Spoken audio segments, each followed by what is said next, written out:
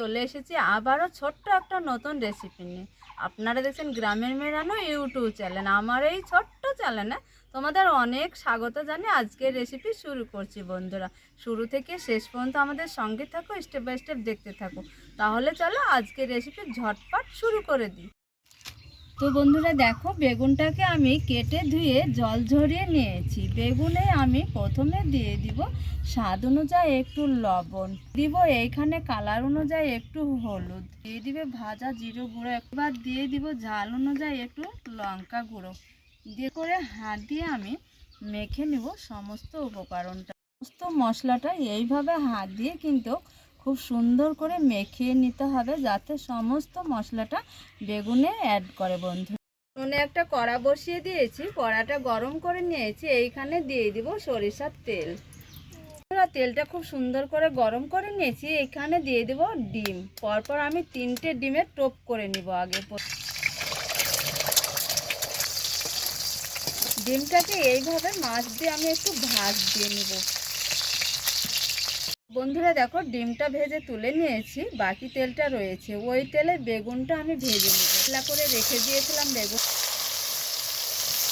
সবগুলোকে খুব সুন্দরভাবে ভেজে নিয়েছি। এইবার আমি তুলে নিব, উল্টে পাল্টে কিন্তু দারুণ করে ভেজে নিয়েছি। এই যে দেখে বুঝতে পারছো তোমরা, আশা করি। তেলটা রয়েছে, এইখানে দিয়ে দেবো কালো জিরে ফোড়ন, দিয়ে দেবো 2টো কাঁচা লঙ্কা, একটু জল দিয়ে দেবো, একটু পোস্ত আর একটু কালো সরিষা বেটে নিয়েছি, দিয়ে দেবো বাটা মশলাটা। তো বন্ধুরা, এইবার দিয়ে দেবো শুকনো গুঁড়ো মশলা এক এক করে, দিয়ে দেবো লঙ্কা গুঁড়ো, সামান্য হলুদ গুঁড়ো, একটু লবণ, দিয়ে দেবো 1 চা চামচ জিরে ভাজা গুঁড়ো। 5 মিনিটের জন্য একটু কষিয়ে নেবো খুব ভালোভাবে। তো বন্ধুরা দেখো, 5 থেকে 6 মিনিট হাতে সময় নিয়ে মশলাটা খুব ভালো করে কষিয়ে নিয়েছি।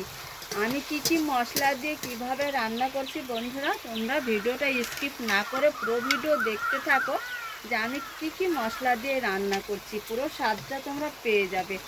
আমি যে 3টে ডিম টোপ করে রেখেছিলাম, দেখো আমি কষানো মশলায় টোপ করা ডিমগুলো দিয়ে দিয়েছি, দিয়ে আমি খুব সুন্দর করে একটু মশলার সঙ্গে কষিয়ে নিব।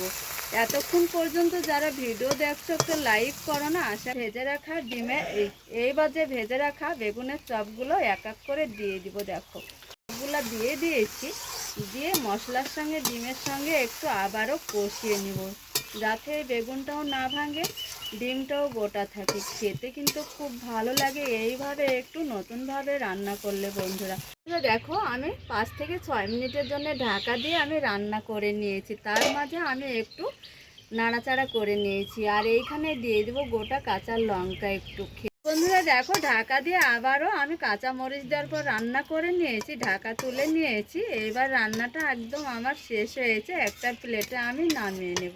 আজকে আমার সহজ সরল সিম্পল বেগুনের রেসিপি তোমাদের কেমন লেগেছে? আশা করছি খুব ভালো লাগবে তোমাদের আজকের রেসিপি। বন্ধুরা, চ্যানেলটা সাবস্ক্রাইব করতে আর একটা লাইক করতে জানে ভুলো না তোমরা। বন্ধুরা, রেসিপি আজকে এই পর্যন্ত, এইখানে শেষ করছি। বন্ধুরা, যেখানেই থাকো তোমরা ভালো থাকো, সুস্থ থাকো, আর অবশ্যই তোমরা একটা লাইক করে ভিডিওটা কন্টিনিউ করে আমাদের সাথেই থাকো। রেসিপি শেষ করছি বন্ধুরা এইখানে। তোমরা যেখানেই থাকো ভালো থাকো, তোমাদের